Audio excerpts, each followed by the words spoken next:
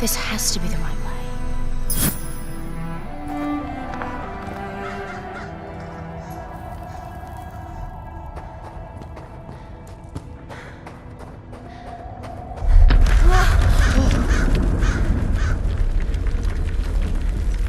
Before we continue, let's stop a moment and take a look at some of the key features of this demo.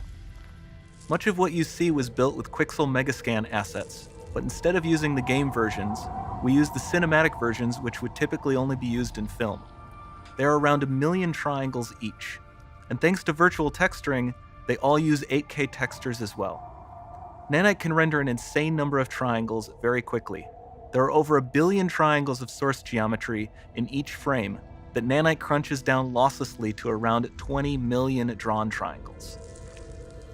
What does that many triangles look like? This isn't noise. These are the triangles, each a different color. Most are so small that they look like noise. Nanite achieves detail down to the pixel, which means triangles are often the size of pixels. This amount of geometric detail requires shadows to be pixel accurate as well, and Nanite can do that too. Speaking of lighting, all of the lighting in this demo is completely dynamic, with the power of Lumen that even includes multi-bounce global illumination. No light maps, no baking here. Without GI, all of that beautiful lighting is gone. With Lumen enabled, we can move the light and the bounce changes instantly. Okay, let's keep going.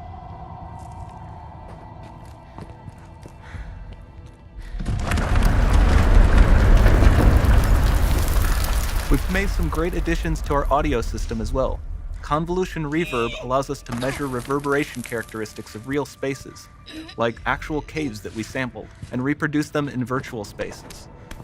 Sound field rendering allows us to record and playback spatialized audio.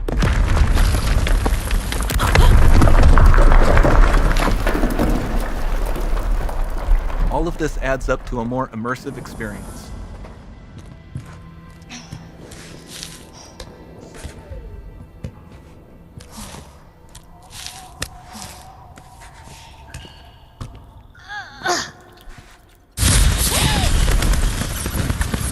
This swarm of bats was created with our Niagara effects system. Particles in Niagara can now talk to one another and understand their environment like never before.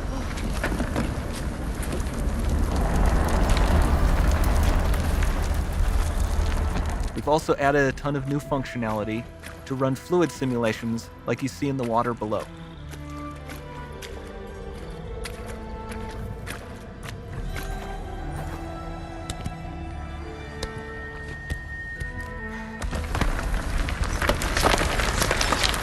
The demo runs on our chaos physics system.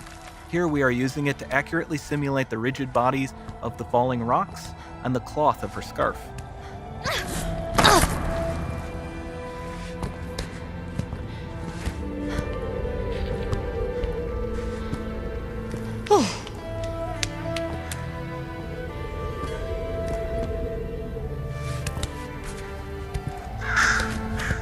Now that the environment is so complex, we've needed to greatly improve our animation systems to adapt. We've added predictive foot placement and motion warping, which dynamically modifies IK and body position to look more natural. For the character to more realistically interact with the environment, we've added the ability to trigger seamless contextual animation events, like her hand on the door. Sounds promising.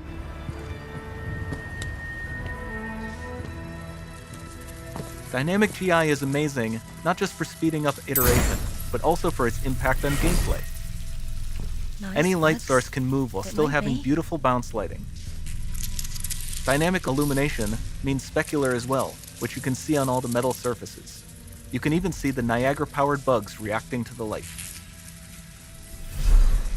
Lumen not only reacts to moving light sources, but also changes in geometry.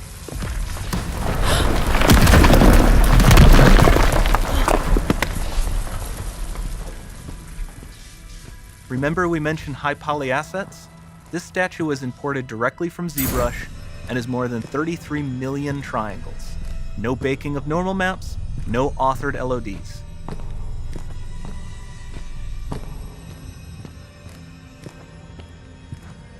And we can do more than a single statue.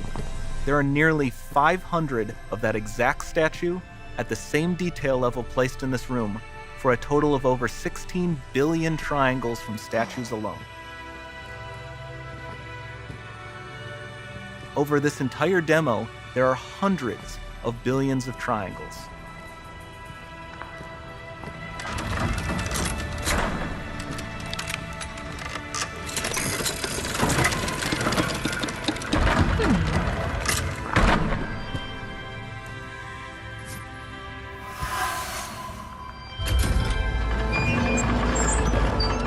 So with Nanite, you have limitless geometry, and with Lumen, you have fully dynamic lighting and global illumination, all running on a PlayStation 5.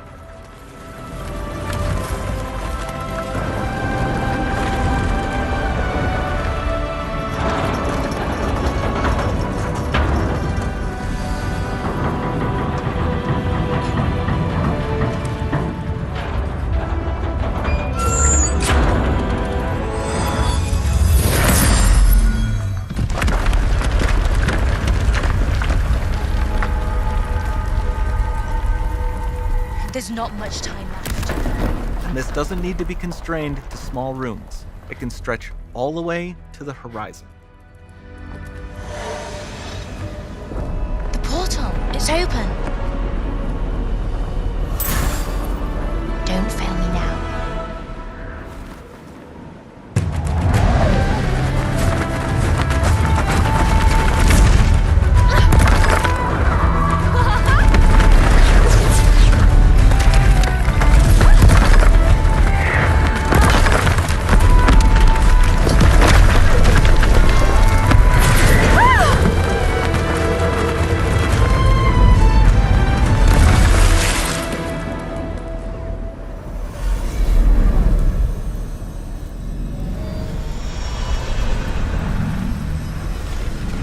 It's time to see what's next.